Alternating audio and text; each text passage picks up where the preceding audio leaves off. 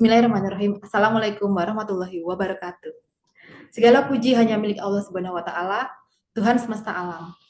Kita memujinya, memohon pertolongan dan ampunannya serta berlindung kepadanya dari segala keburukan diri kita dan kejahatan amal perbuatan kita. Barang siapa yang Allah tunjukkan ke jalan yang lurus, maka tidak ada yang dapat menyesatkannya.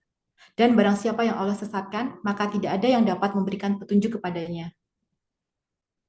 Salawat serta salam semoga tercurah kepada Nabi Muhammad SAW, keluarganya, para sahabat, serta orang-orang yang mengikuti jejaknya hingga hari kiamat.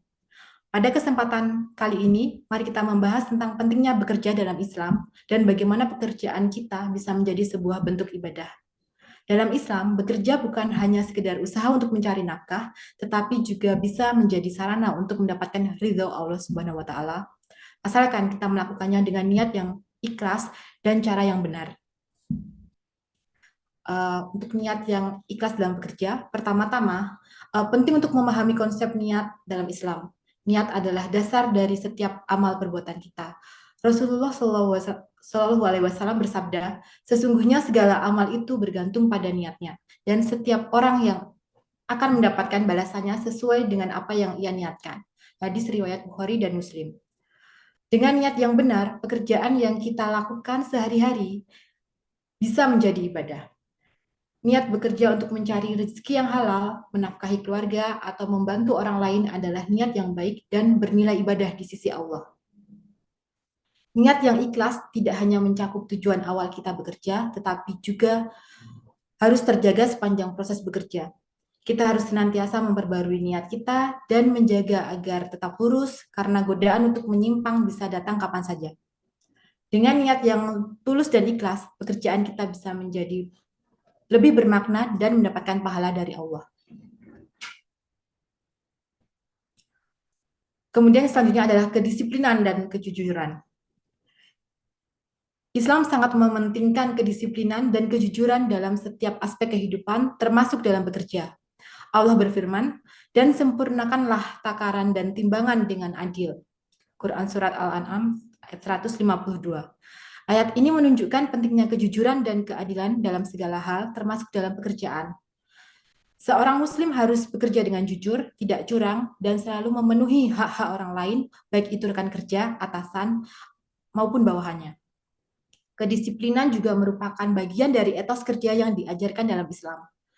Rasulullah Shallallahu Alaihi Wasallam adalah contoh terbaik dalam hal ini. Beliau selalu tepat waktu dan memanfaatkan waktu dengan sebaik-baiknya. Kedisiplinan dalam bekerja menunjukkan profesionalisme dan tanggung jawab kita. Hal ini juga mencerminkan ketaatan kita kepada Allah, karena waktu adalah amanah yang harus kita gunakan sebaik-baiknya. Selanjutnya, bermanfaat bagi orang lain. Salah satu prinsip penting dalam Islam adalah memberikan manfaat kepada orang lain. Nabi Muhammad SAW bersabda, sebaik-baiknya manusia adalah yang paling bermanfaat bagi manusia lainnya. Hadis riwayat Ahmad. Dalam konteks bekerja, hal ini bisa berarti memberikan pelayanan yang terbaik, menghasilkan produk yang bermanfaat, atau memberikan kontribusi positif dalam pekerjaan kita. Setiap pekerjaan yang kita lakukan, jika dilakukan dengan baik, dapat memberikan manfaat bagi orang lain. Semua ini adalah bentuk ibadah ketika niatnya untuk memberikan manfaat dan mencari ridha Allah. Selanjutnya adalah menghindari perbuatan yang haram. Islam mengajarkan untuk selalu mencari rezeki yang halal dan menjauhi yang haram. Dalam bekerja, seorang muslim harus menghindari segala bentuk kecurangan, penipuan, dan praktek-praktek yang tidak sesuai dengan syariat. Allah Subhanahu wa taala berfirman, "Dan janganlah kamu memakan harta di antara kamu dengan jalan yang batil." Quran Surat Al-Baqarah ayat 188. Rezeki yang diperoleh dengan cara yang tidak halal tidak akan membawa keberkahan, bahkan bisa mendatangkan kesulitan dan bencana dalam hidup. Selain itu, Islam juga melarang praktek riba dan segala bentuk penindasan ekonomi. Seorang muslim harus selalu menjaga integritas dan berusaha sekuat tenaga untuk memastikan bahwa setiap pendapatan yang dia peroleh adalah dari sumber yang halal. Meskipun mungkin terasa lebih sulit atau lambat, tetapi rezeki yang halal akan membawa ketenangan dan keberkahan dalam hidup. Selanjutnya adalah doa dan tawakal. Setelah berusaha dengan maksimal, seorang muslim dianjurkan untuk berdoa dan bertawakal kepada Allah Subhanahu wa taala. Tawakal berarti berserah diri kepada Allah setelah berusaha.